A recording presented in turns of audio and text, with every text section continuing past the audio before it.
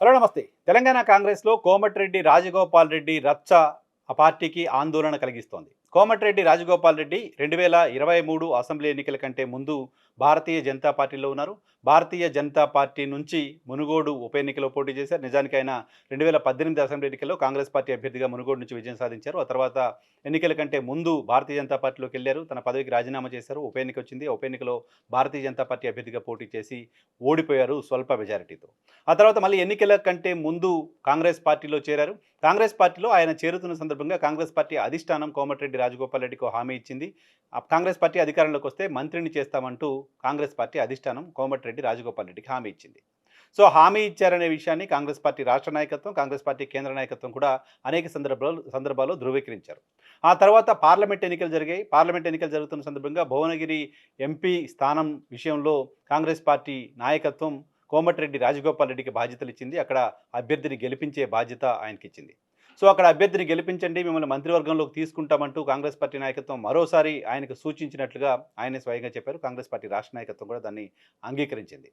So Bhuvanagiri parliament ఎన్నికల సందర్భంగా అక్కడ కాంగ్రెస్ పార్టీ అభ్యర్థి విజయం కోసం కోమటిరెడ్డి రాజగోపాల్ రెడ్డి పనిచేశారు. ఇక్కడ కాంగ్రెస్ పార్టీ అభ్యర్థి విజయం సాధించారు. ఎంపీ ఎన్నికలు ముగిశాయి. మీరు సూచించిన అభ్యర్థి విజయం కోసం పనిచేశాను, గెలిపించాను.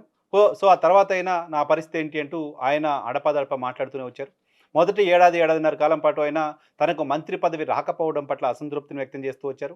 కాంగ్రెస్ పార్టీ ఇచ్చిన మాట తప్పుతుందా లాంటి వ్యాఖ్యలు చేస్తూ వచ్చారు. ప్రభుత్వం చేస్తున్న కొన్ని తప్పులను కూడా ప్రశ్నిస్తూ వచ్చారు. ప్రభుత్వం తీసుకుంటున్న నిర్ణయాలు ప్రజలకు ఇబ్బంది కలిగించే నిర్ణయాలుంటే అటువంటి నిర్ణయాలపైన ఓపెన్‌గానే మాట్లాడుతూ వచ్చారు. ప్రధానంగా లిక్కర్‌కి సంబంధించిన అంశంపైన పోరాటం చేస్తూ వచ్చారు.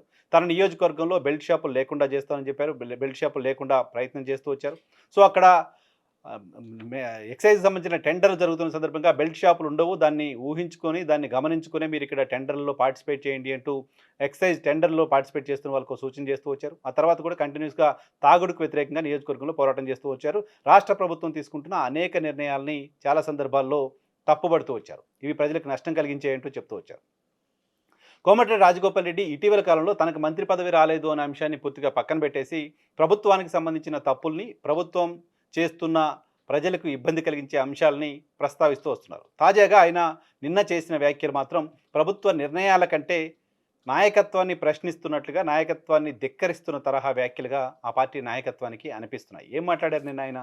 నిన్న ఆయన మాట్లాడిన మాట, రాష్ట్ర కాంగ్రెస్‌లో ఎన్నికల కంటే ముందొచ్చిన నాయకుల పెత్తనం ఎక్కువగా ఉంది. వాళ్ళకి పదవులొస్తున్నాయి. ఇప్పటికీ ఆంధ్ర పాలకుల కనుసన్నల్లో తెలంగాణ ప్రభుత్వం నడుస్తోంది. ఇప్పటికీ సీమాంధ్ర మీడియా చెప్పు చేతల్లో తెలంగాణ సర్కార్ ఉంటోంది లాంటి వ్యాఖ్యల్ని కోమటిరెడ్డి రాజగోపాల్ రెడ్డి చేశారు. ఈ వ్యాఖ్యలు నేను సమర్థించుకుంటున్నాను. ఈ వ్యాఖ్యలను నేను వెనక్కి తీసుకోవట్లేదు అంటూ ఈరోజు మరోసారి ఆ వ్యాఖ్యల్ని ఆయన చేశారు. చేస్తున్న సందర్భంగా తాను కాంగ్రెస్ పార్టీని తప్పు పట్టట్లేదు. కాంగ్రెస్ పార్టీ నాయకత్వాన్ని తప్పు పట్టట్లేదు. కాంగ్రెస్ పార్టీలోనే ఉంటాను. రాహుల్ గాంధీ నాయకత్వంలో పనిచేస్తాను. రాహుల్ గాంధీని ప్రధానమంత్రిని చేయడం కోసం పనిచేస్తాను అని చెప్తూ వచ్చారు. అదే సమయంలో మళ్ళీ సీమాంధ్ర పాలకుల కనుసన్నల్లో తెలంగాణ ప్రభుత్వం నడుస్తోంది. తెలంగాణ ప్రభుత్వంలో కొత్తగా పార్టీలోకి వచ్చిన వాళ్ళకి, ఎన్నికల ముందు పార్టీలో వచ్చిన వాళ్ళకి పదవులు వస్తున్నాయి. ఒరిజినల్ కాంగ్రెస్ లీడర్లు నష్టపోతున్నారు. ఒరిజినల్ కాంగ్రెస్ క్యాడర్‌కి న్యాయం జరగట్లేదు. ఒరిజినల్ కాంగ్రెస్ క్యాడర్‌ని పట్టించుకునే వాళ్ళు ఎవరూ లేకుండా పోయారు. ఈ వ్యాఖ్య మరోసారి రాజగోపాల్ రెడ్డి చేశారు. రాజగోపాల్ రెడ్డి చేసిన ఈ వ్యాఖ్య కాంగ్రెస్ పార్టీకి ఇబ్బంది కలిగించిందా, నాయకత్వానికి ఇబ్బంది కలిగించిందా లేదా అనే విషయం పక్కన పెడితే, కాంగ్రెస్ పార్టీకి సంబంధించిన క్యాడరు, కాంగ్రెస్ పార్టీకి సంబంధించిన ఒరిజినల్ కాంగ్రెస్ పార్టీ లీడర్లు ఎప్పటినుంచో కాంగ్రెస్ పార్టీ కోసం మాత్రమే పనిచేస్తున్న నాయకుల్లో 99% మంది పైగా యాక్సెప్టెన్సీ ఉంది. కాంగ్రెస్ పార్టీ కార్యకర్తలు చాలామంది అనుకుంటున్నారు, పార్టీ కోసం దశాబ్ద కాలం పైగా తెలంగాణ వచ్చిన తర్వాత పార్టీ వస్తుందా, మళ్ళీ అధికారంలోకి వస్తుందా లేదా తెలియని పరిస్థితుల్లో కూడా కేసులను ఎదుర్కొని, రకరకాల నిర్బంధాలను ఎదుర్కొని కాంగ్రెస్ పార్టీ కోసం పనిచేసిన మాకు అవకాశాలు లేకుండా పోయాయనే బాధ ఆ పార్టీకి సంబంధించిన కేడర్లో ఉంది. 99% మంది పార్టీ కార్యకర్తలు రాజగోపాల్ రెడ్డి వ్యాఖ్యల్ని సమర్థిస్తున్నారు. అది నిజమే కదా అంటున్నారు. సో అదే సమయంలో సీమాంధ్ర పాలకులకు సంబంధించిన పెత్తనం ఇక్కడ ఉంది ఇంకా ప్రభుత్వం పైన అనే మాటని కూడా తెలంగాణ సమాజం యాక్సెప్ట్ చేయడానికి సంబంధించిన అవకాశం ఉంది. ఆంధ్రప్రదేశ్లో ఎన్డీఏ ప్రభుత్వాన్ని మోస్తున్న మీడియా ఇక్కడ కాంగ్రెస్ ప్రభుత్వాన్ని మోస్తున్నామని చెప్పుకుంటోంది. సో అక్కడ ఎన్డీఏ ప్రభుత్వాన్ని మోస్తూ ఉన్న ప్రధానమైన మీడియా ఇక్కడ కాంగ్రెస్ సర్కార్ కూడా మాదే అని బిహేవ్ చేస్తోంది.